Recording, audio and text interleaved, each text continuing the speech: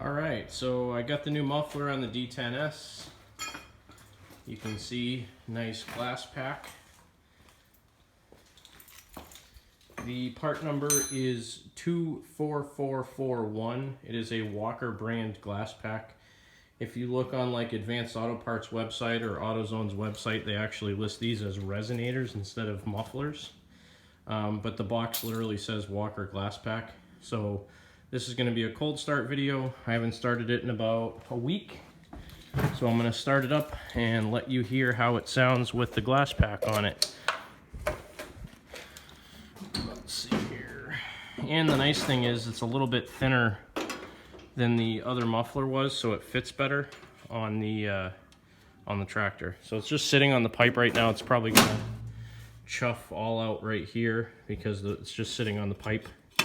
But let's see how it sounds. Here we go. Whoops, better take it out of gear. That's not good.